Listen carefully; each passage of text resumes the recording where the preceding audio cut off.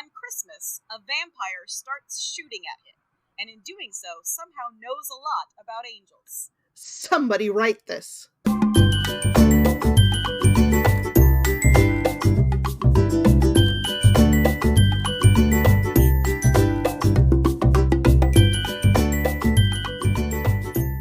Hi, welcome to Somebody Write This, where we use a random plot generator to give us an idea, and then we brainstorm how that could be a thing somebody might want to write.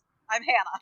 And I'm Jenny, and to help us with our brainstorming today, we have a guest. Welcome, Nat Chan. Hello, I'm a gnat. Hi. We're so glad that you could be here with us. As we were talking before the podcast about what we might want to talk about in our interview up front, you mentioned the connection between storytelling and specifically science education, which is something that I know you have some experience with. So I'd love for you to tell us a little bit of your thoughts on that, on stuff that you've seen, stuff that's been effective, stuff you've used yourself. Yes. So, for background, I'm currently still a university student.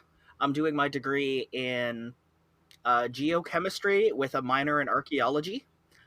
So, I have a lot of breadth when it comes to different topics, and I wouldn't have it any other way.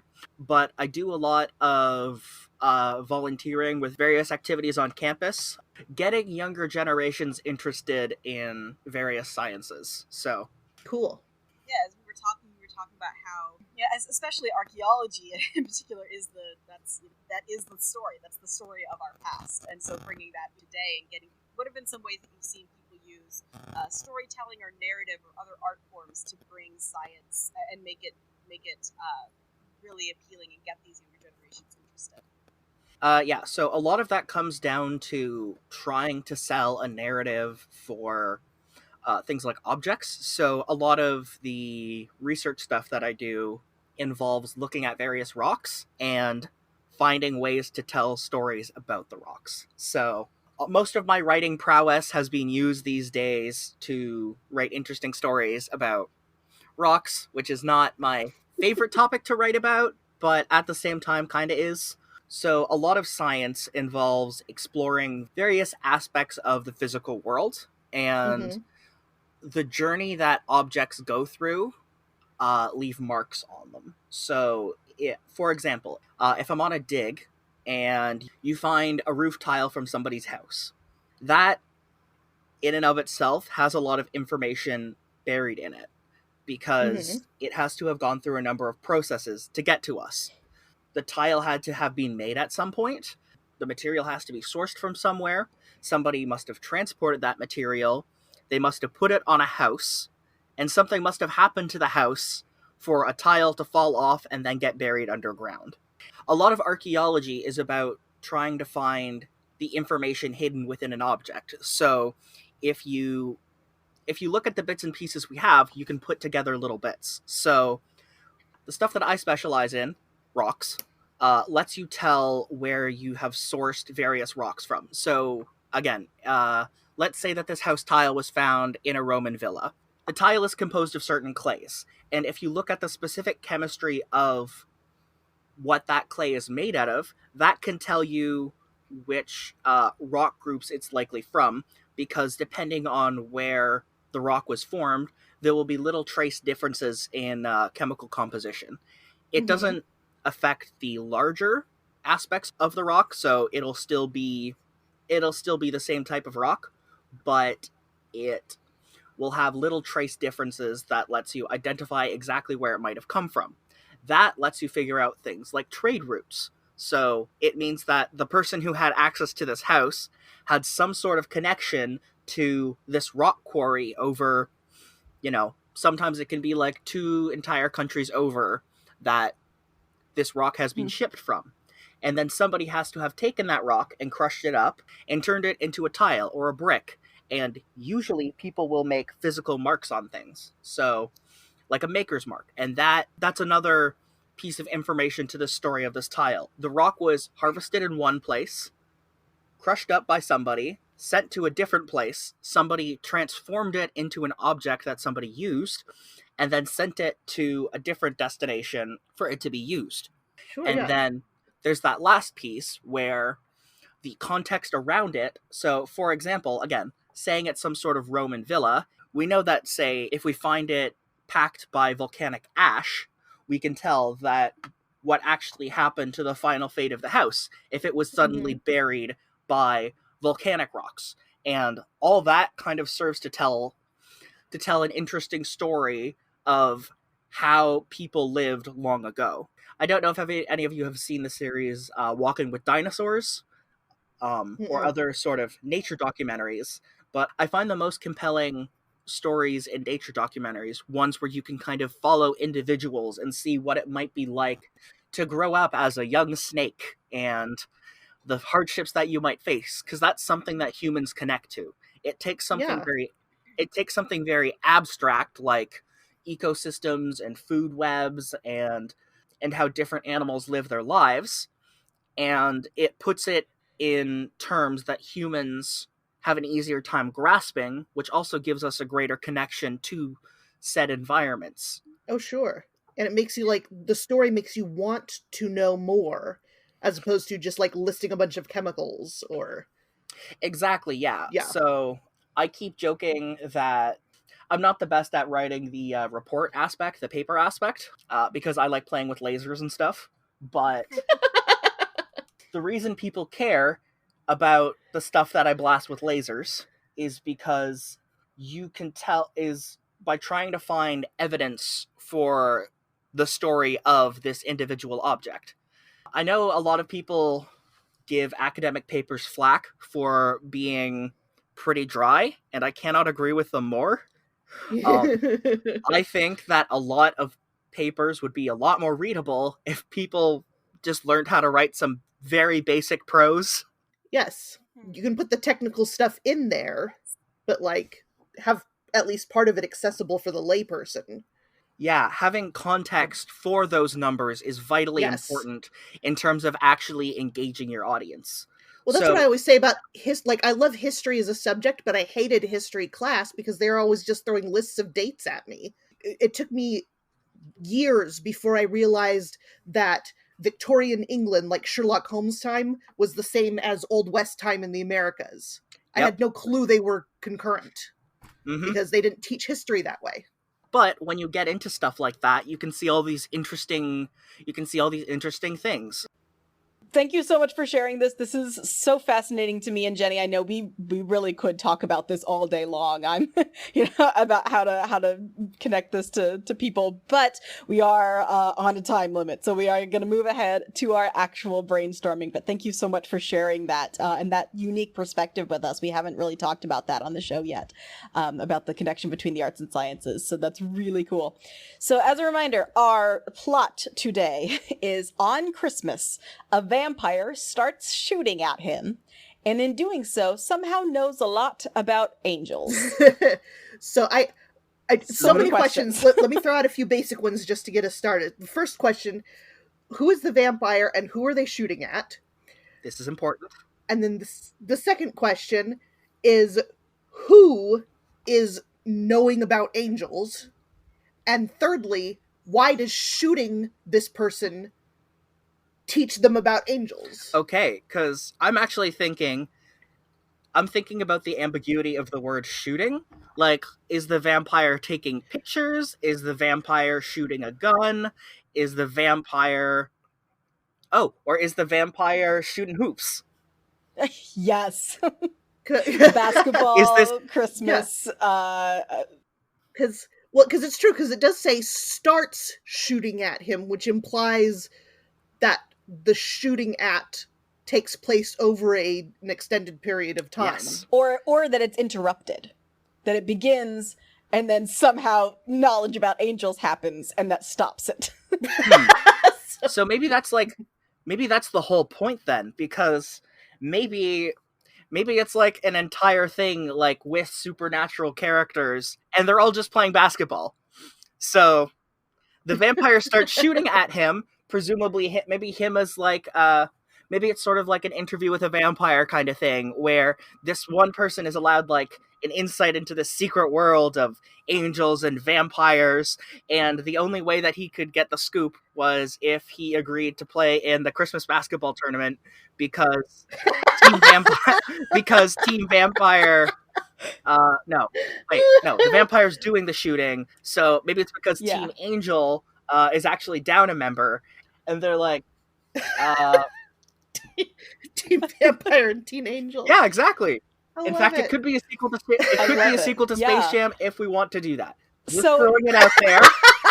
This may or may not be canon with Space Jam. So is the Oh, is the man. knowledge of the angels, like, is that a tactic to help one of the teams win? Are they hoping that, like, by giving this person, this lay person, knowledge of angels, or is this just a natural offshoot? Like, there's something about playing basketball with vampires and angels that gives you insight into. But the thing that's tickling Into at my only the brain angels. is in doing so somehow knows a lot about angels. Not that he learns a lot, but what if he realizes that he already knows a lot, but he didn't know that it applied to angels? What do you Or- think? Or maybe there are memories. Maybe he used to be an angel Ooh. and has lost that. And maybe the vampire doesn't know he used to be an angel, but maybe the vampires are having their own Christmas basketball tournament, and it starts jogging memories about his past angel life. Like, and him trying to figure out, like, was he kicked out? Like, did he leave of his own free will? Did something happen? And so he, like, joins forces with the vampires, maybe, to, like, solve his mystery, and kind of trying to figure out, is he, like, on the vampire side, sort of the fallen creatures, or on the angel side? I don't know. Like, there could be... I don't know. I feel like he's in the middle. I feel like because he didn't remember that he was a fallen angel. Right, and so you could have this thing where, like, this almost not only like an identity crisis, like, who am I, but also like an ethical identity crisis, like, am I in his mind one of the good guys or one of the bad guys? Ooh, there's And he And doesn't what does that actually even know. mean? Because they're obviously getting together to shoot hoops. Oh, and it's on Christmas. So maybe this person, yeah, I like that idea that this person has some sort of, like, draw towards the supernatural. And on Christmas, which is, you know, a very spiritual time for a lot of people, again, he's beginning to feel this pull towards this. And again, this basketball game is his one shot at learning about his true identity as an angel. So does he have some of this knowledge before he goes into play basketball, or does this Like maybe he's already been investigating angels and vampires and then finds out the basketball game? Yeah, I like that idea. like, maybe that my initial thought was, yeah, that he's been looking into this, and so he meets this vampire and the vampire invites him to play basketball on Christmas, and that, like, jogs memories and that he did not realize he had. And all of a sudden, he has all this past opening up to him, and he has to figure out what to do with that. Like maybe he gets, knocked in the noggin by a basketball and then it's like, oh, flash memory. Like- Yeah, or maybe there's in a sense almost like in hypnosis, where it's like the word that brings people out or sends people in. Like, maybe a trigger. but it could be like a specific supernatural connected word. It could be something that like the vampire uses. Maybe they use it as a curse and it means something to the angels or something. But it's not something that, like, the angels use that because, or whoever put this on him and crowded and closed down his memory used that because they thought it wouldn't be something he would encounter just walking around in everyday life. And then the vampires use it Right. because they have this supernatural knowledge, and all of a sudden he has all these memories but doesn't know what they mean or what. Yeah. Okay. Oh, so did the vampires know that our main character used to be an angel? What if they invited him on his terms so that he knew, but because him figuring out who he was would be bad for the angels sometime because he fell for a reason? Yeah, he's not an angel anymore for a reason. And it does say somehow. So, yeah. So I don't know. I like the idea that it might be... I like the idea that both sides are kind of in over their heads. Like, maybe the vampires were also investigating him while he was just like... maybe it's one of those cases where the vampires were thinking about turning him because there's something Ooh. special about him.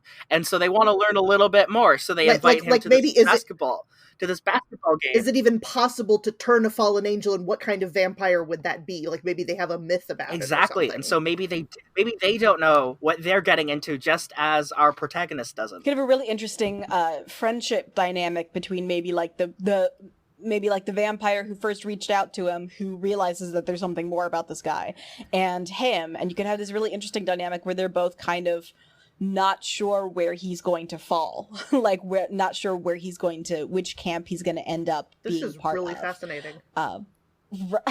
Right? I am going to pause real quick. Oh, okay. We have a title. Our title is for once it is beautifully connected to at least to the direction we've gone. But our title is His Sports.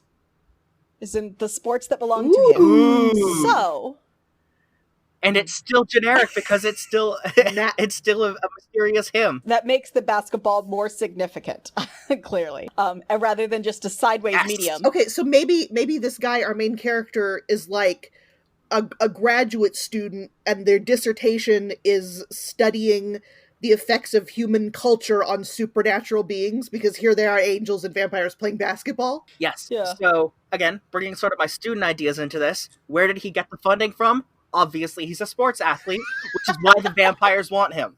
He probably trained under Charles Barkley or something like that. So maybe they do not know that he has a supernatural thing until he gets all these memories back. They just want him because he's good at basketball. And so they recruit him for their basketball game. They don't tell him necessarily right away that they're vampires. They just invite him to their Christmas tournament, and then all of a sudden he gets all these memories. They realize, oh my gosh, something crazy is happening. Maybe most of them are like, we can't have anything to do with this, and they run. The one main vampire who invited him is like, I'm gonna follow along with him and see if we can figure out what's up, because, oh my gosh, if we could make him a vampire and he as a former angel, we would definitely win all our championships, or maybe higher stakes as well. But first, I feel like he and the vampire already knew each other, because otherwise, like, maybe they play basketball together, like, in the same neighborhood, right? Like, they're just friendly neighborhood games, and that's how they got to be friends, and why he knows he's so good. So what stakes are the angels and vampires playing for? Like, is this just a casual supernatural intramurals? Or is it for some to decide what happens over the next year, like who gets a territory or something? Like, maybe it was casual to begin with, and then he becomes the stakes. Ooh. It's like a team transfer and also a mystery. Yeah. And you have to, like, keep teams. So, yeah, maybe... They say, okay, you go play with the angels now. Okay, now you play with the vampires. Yeah, I think our final climactic scene has to be a basketball game where he's playing for both teams, and whichever team, like, he just alternates. Like, he's on both teams, and he has to decide while he's playing which team wins. Whoa! Yeah, I like this idea. There's a lot of potential here. That would be, imagine the cinematics, the basketball game going, and then it keeps time freezing while this guy has a flashback or a talking to himself or... Yeah, so I think we have two Christmas basketball games. One that opens his all his knowledge, and then one that closes it out, and that's the one that helps decide his fate. And you can play with this idea of, like, of creatures that are destined to be good or destined to be evil, and have him, like, and play with the idea that maybe whichever one wins is the one that he has to be part of, and maybe you could play within the idea of whether he has the ability to choose for himself and to make his own decisions and not have to go with just whatever wherever the basketball falls is what determines his inner goodness or badness or his inner ethics. I don't know. Like, there's some really, really interesting stuff you can do with that. Or what that even means. And this is just a personal favor to me. You don't have to include this in the writing itself, but I at least want to see an appendices of how supernatural powers affect the rules of basketball. Like, is it traveling? If an angel uses their wings? Yes! Like, this is important information, and I think it would very much affect things like dunking mechanics. Right. Like, no flying allowed, no super speed, no hypnotizing. Yeah, no hypnotizing, no trances. It doesn't. You don't necessarily have to include it in the body itself, but I personally would love an appendices. No blood doping. No. I mean, obviously, you can't eat your opponent. That's cheating. No miracles allowed. Or maybe like you can't. Or maybe like it depends on like who's playing whom. Like if. Like vampires are allowed to use super speed, but angels can fly, but only for like a certain amount. Or maybe if there are werewolves in the mix, they can't play during the full moon because then they get a huge strength advantage. The world building here would be fascinating. Oh, And and like I said, the implications of human culture on supernatural beings is, like they have in Buffy the Vampire Slayer, Yeah. how they have the vampires all chill on Halloween because they're like, whatever, this is our day off. Yeah. And they just kind of like go with the Halloween fun. We don't have to worry about wearing masks or anything because we already kind of look weird. There is so much to go with, and I think we are going to pass that off to our listeners because I would love to hear Right? something from this. This went such a different direction than I initially expected it, and I'm so happy for it. Before we close out today, we will go ahead and we'll take a second and each shout out a story we think our listeners should check out. Mine, I realized in the last 2 minutes what I had to share, and it's a podcast called Supernatural Sexuality with Dr. Seabrook. And it is delightful. It is a pretend call-in relationship advice show where all the questions involve supernatural creatures. So I just started listening to it, and the first episode was like somebody who is recently a ghost and is still with the person that they were with before they died, and they're trying to get over the hurdles of physical connection in that relationship when she's mostly non-corporeal. And there's one about somebody who's a vampire reconnecting with somebody they were with when they were younger, but they still look the same. They look the same as they were when they first met, and so they're trying to. And the advice the advice is actually all really solid advice. Like I was like, this is actually just good. This is it's a little quirky Enderton. I'm sorry. I need to write this one down. What was that called again? Supernatural Sexuality with Dr. Seabrook. It's a relatively new one. I think it started about 6 months ago, but it's so delightful, and it is right in the pocket of this particular episode. So I figured I had to incorporate it. I would consider that recommendation a slam dunk. Ah! All right, Jenny, we'll toss it over to you. What are you going to share with us this week? Well, I'm going to recommend something a little more well known. So I like cultural relevance. We had a discussion about this earlier in the week, me and Hannah. But I'm going to recommend, if you haven't been watching it already, you need to watch Zoe's Extraordinary Playlist. This show is so much fun. It's about this gal who works in programming, and she wakes up one day to find out that she has the ability to hear people's inner thoughts in the form of songs. So she's walking down the street, and all of a sudden somebody's singing a song about being lonely, and they're all like pop culture songs that you'd mostly recognize.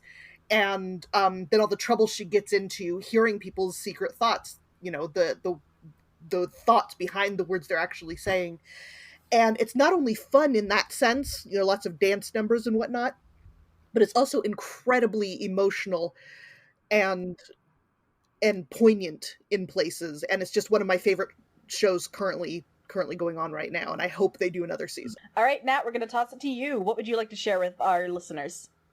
Okay, so I've thought a lot about this, and I'm glad that we kind of stuck to sort of a supernatural theme, because the book I'd like to recommend, and it is a book, is called Small Gods by Terry Pratchett. It's in the Discworld series if you're familiar with that, but you shouldn't have to worry about catching up on them because it's kind of a standalone book.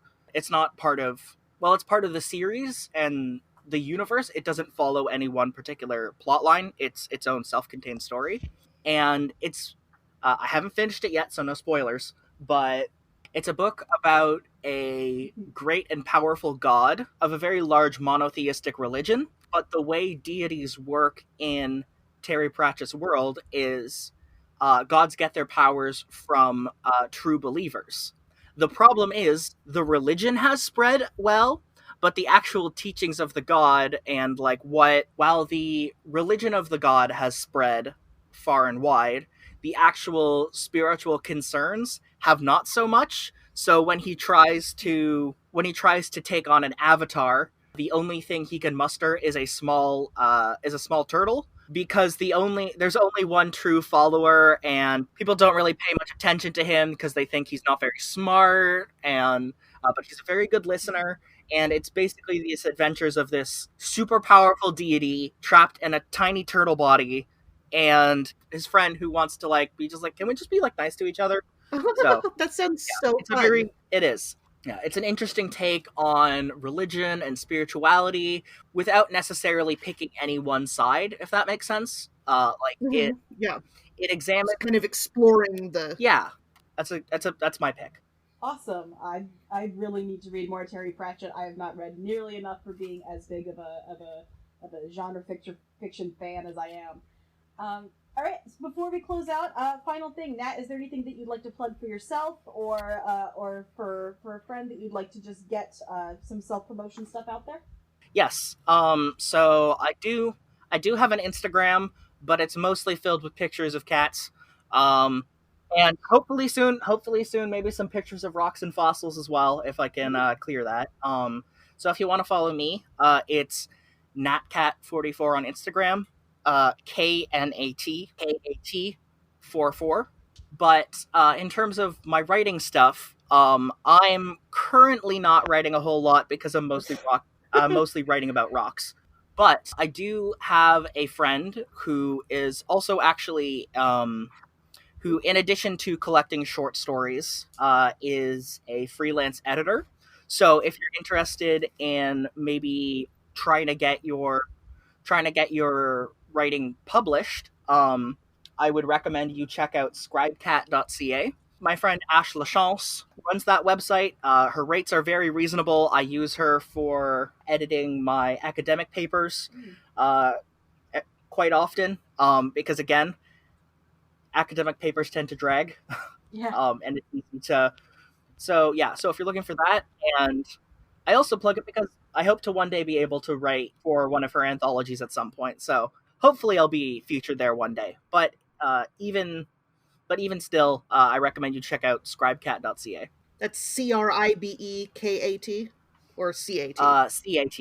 I only spell my name with Okay, K's because I awesome. like K's. I just like that both things you recommend have cats Yeah. in them, which is Yes. fun. All right, fantastic. Thank you so much for joining us and unpacking this real wacky story with us. I really appreciate it. That was Thanks for awesome. having me. It's super fun. That is our episode. As a reminder, you can find us every other Thursday wherever you get your podcasts. Follow us on Twitter at WriteThisPod. And if you've been inspired by this episode and have questions or comments or a story or anything else, email us at somebodywritethis@gmail.com. We'd love to hear from you. We'll be back with another episode in 2 weeks. We'll see you then. And as they say, he who is sick will lie down.